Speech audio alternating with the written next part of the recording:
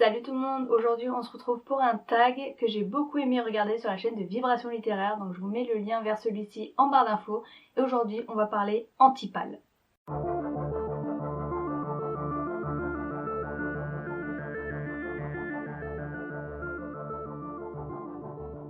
Donc qu'est-ce que le tag Antipale? Alors il y a 8 questions, je vais répondre à ces 8 questions et puis je les ai reprises de la chaîne Vibration Littéraire qui elle-même les a reprises d'une chaîne anglophone.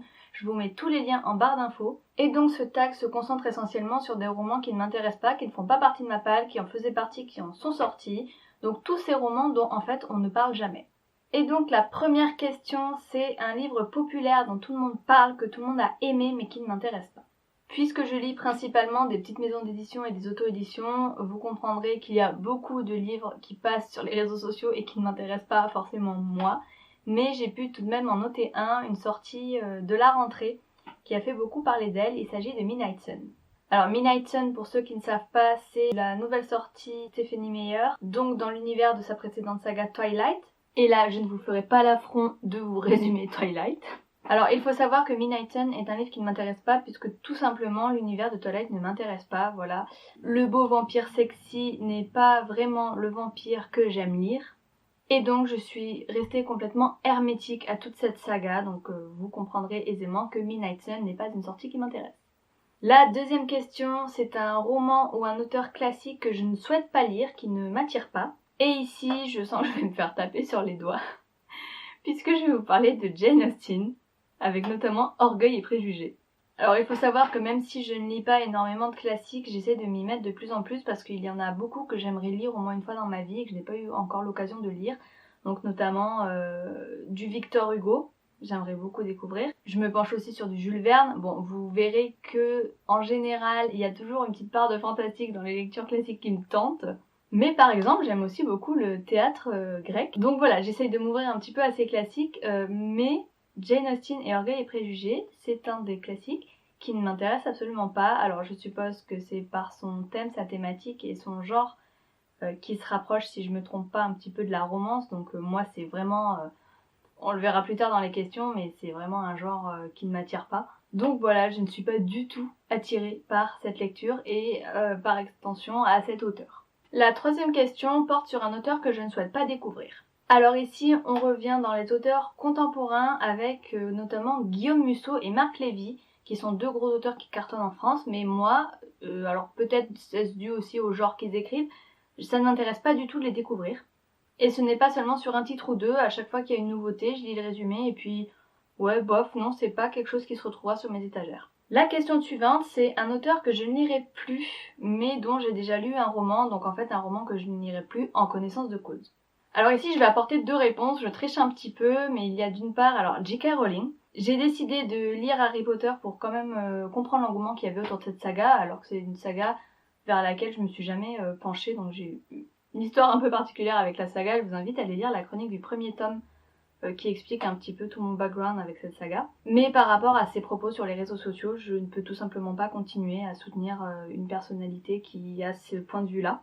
Mais ça, c'est quelque chose de tout à fait personnel par rapport à mes valeurs et aux siennes, donc on n'est pas compatibles. Et ce n'est pas forcément au niveau littéraire, puisque j'apprécie quand même ma lecture de la saga Harry Potter. Par contre, une autrice que je n'irai plus, alors que pourtant c'est une personne adorable, mais je n'accroche pas du tout à ses romans, c'est Georgia Caldera. En effet, j'ai lu Les Brumes de Cendrelune pour le PLIB l'année dernière, et c'est un roman auquel je n'ai pas du tout accroché. J'ai trouvé qu'il y avait beaucoup de clichés, enfin voilà, j'ai pas du tout réussi à rentrer dedans, et pourtant c'est le roman parmi toutes ces sorties qui était le plus apte à me plaire. Donc voilà, pour l'instant, je ne lirai plus de Georgia Caldera. Après, peut-être qu'un jour, elle fera une sortie qui me correspondra tout à fait, je n'en sais rien.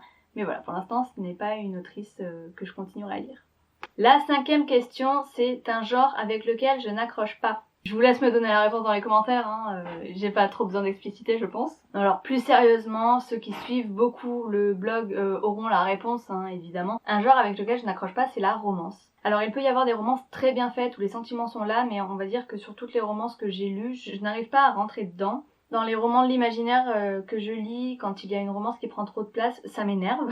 Parce que je pense qu'on peut tout à fait écrire de l'imaginaire sans forcément avoir besoin de se concentrer sur une romance. Enfin, en général, la romance, je trouve qu'elle apporte pas grand chose à l'histoire et qu'on aurait très bien pu s'en passer. Très rares sont les romans où je la trouve utile en fait.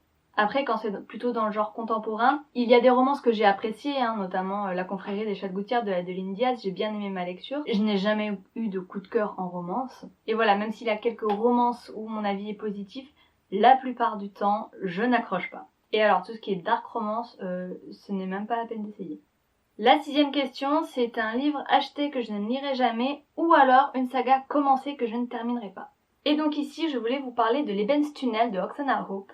J'avais lu le premier tome dans le cadre du prix des auteurs inconnus et je m'arrêterai à ce premier tome, puisque je n'ai pas du tout accroché, pourtant elle avait tout pour me plaire. Donc dans cette saga, on va suivre une jeune fille qui vit dans un univers où en fait la Seconde Guerre mondiale ne s'est pas passée comme nous on la connaît, mais elle s'est terminée avec la victoire de Hitler. Et donc c'est une uchronie, et je ne veux rien vous spoiler, mais il y a encore des complots, des secrets, un gouvernement qui ne dit pas tout. Si l'idée de départ était très chouette, j'ai très vite anticipé ce qui allait se passer, et notamment le plot twist à la fin. Et en plus j'ai trouvé les personnages principaux insupportables. Pour moi, ils étaient clichés, ils étaient tout ce que je n'aime pas. Il y avait encore une romance qui prenait énormément de place alors qu'on n'en avait clairement pas besoin. Ou du moins, on pouvait prendre le temps de la développer, elle n'avait pas besoin d'aboutir tout de suite. Donc voilà, je n'ai pas du tout accroché à ce premier tome et je n'irai pas à la suite de la saga.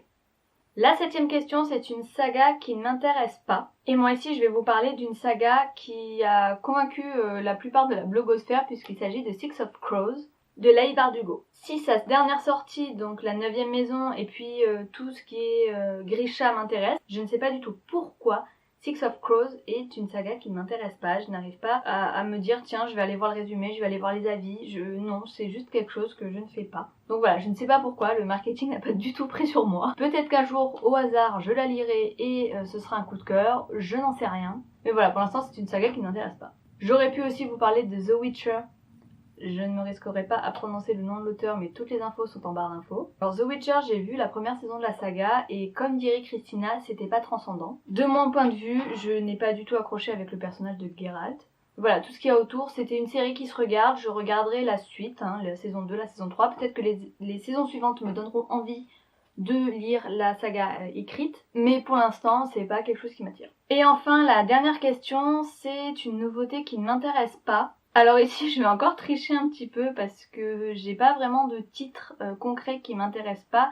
Donc les nouveautés, j'en ai parlé au début, mais il y a eu Midnight Sun, il y a eu le hors-série de Hunger Games aussi qui n'a eu aucune emprise sur moi, alors pourtant j'ai lu et aimé la saga. Mais ici, je vais plutôt vous parler d'un genre littéraire très spécifique à cette période de l'année. On va parler de tous les livres autour de Noël. Alors je pense que c'est parce que les 3/4 des livres qui sortent en cette période sont des romances de Noël, et donc la romance n'est pas un genre qui m'intéresse. En revanche, j'adore Noël, je suis très sensible à tout ce qui est magie de Noël, tout ça, mais comme ce sont plein de romances de Noël, je n'arrive pas à m'intéresser à ces sorties, donc voilà, toutes les romances de Noël qui sortent en ce moment, c'est clairement pas pour moi. Donc si vous écrivez un livre sur Noël, sans romance, un peu fantastique, un peu imaginaire, avec tout l'esprit de Noël, de la magie et tout, n'hésitez pas à me dire en commentaire, parce que ce sera ma découverte de l'année.